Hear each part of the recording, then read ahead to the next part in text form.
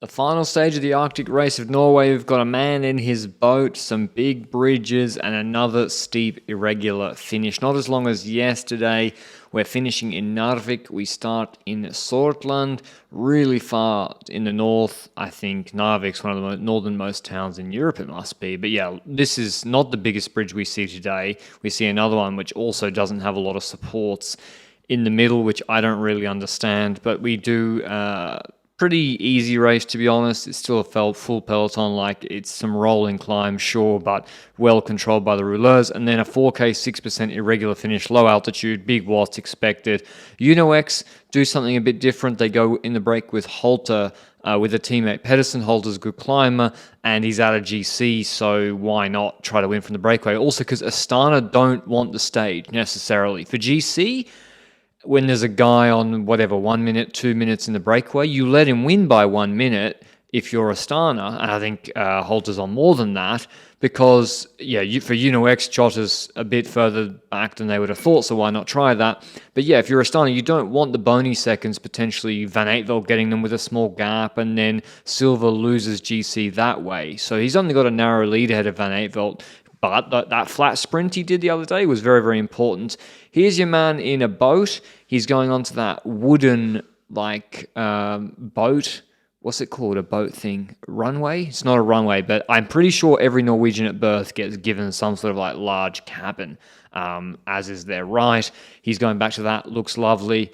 Wonder if can you fish there? Anyway, the nature was good, and Lotto, NSN, they wanted, and Q365 for Kristen, they wanted to put the stage win in play, unlike Astana. So they took over, brought the breakaway back. Polti Visit Malta did a very good job for Crescioli. They were even splitting it at this point, and the Mod Adventure rider chases his teammate. But this is the bridge I was talking about. Pretty big.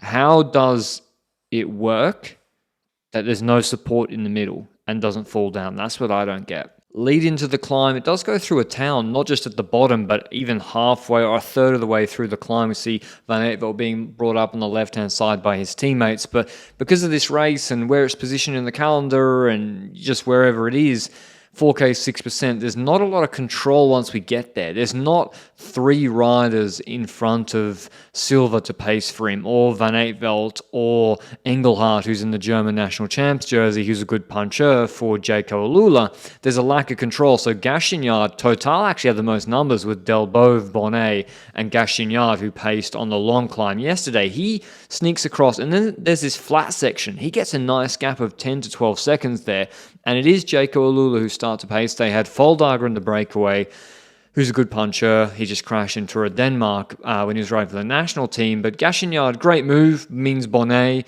and Delbove can just sit in the wheels, as you can see to the bottom left. But then there's a lack of control. And then Van Aertveld he's trying to get a lead out. I think that's what he was doing from the other guys jumping. He was wanting to go to their wheel. As you see, Kristen jumps, sees Van Aertveld following him. He's like, well, I'm not going to jump then. As a Lillehammer rider goes up the road as well in the green jersey. I keep thinking it's the Irish national champs jersey. So for Silva, it's easy. He's just got to follow Van Aertveld. There's other riders jumping. Van Aertveld follows them. He's glued to the main man who he's got to follow on GC's wheel. And he doesn't really have to do anything too out of the ordinary, Silva. And he doesn't need to follow attacks comes from... Everyone thought it was Odd Christian Eiking, who had won a stage in the Arctic Race of Norway back in a while ago, 6 to 7 years ago. But it's not him. It's his teammate, Cedric Bakker Christophersen, on the Unibet Rockets team. And you might not know him. He's a good puncher, like Lander Locks, really big VO2 max. Think was he a biathlete or a triathlete? He definitely did some other sport. Came to cycling late. Big numbies and home race, big motivation. And this sort of 5-minute test, compound score test, is perfect for someone like that. We saw Jay Vine on this sort of test in Romandy last year. Very similar move, Jay Vine's win on that, was it Freiburg stage. And Christophersen's got the numbies, very powerful rider, gets the gap. He's out of GC, so Silva doesn't have to chase him. Van Aertveld doesn't want to chase him. There's no domestiques at this point to bring him back. Crescioli leads out the sprint, and very impressively, I must say, dusts Silva and Van Aertveld in the sprint, but it's Christophersen who wins. Big upset for Unibet Rockets. He's the team that's like, did he win? You won, mate. And then, Silver defends GC because of the bonies and winning the stage yesterday. But indeed, it was the Unibet Rockets with the upset, with Christopherson winning ahead of Crescioli, Silva, Vanet got fourth, then Pinarello, Delbova, Martin, Thomas Bonnet, Coulset, and Wout Poels rounding out the top 10. Here's what the Norwegian had to say. Cedric Bakker Christopherson, can we say that a dream just came true now in Narvik?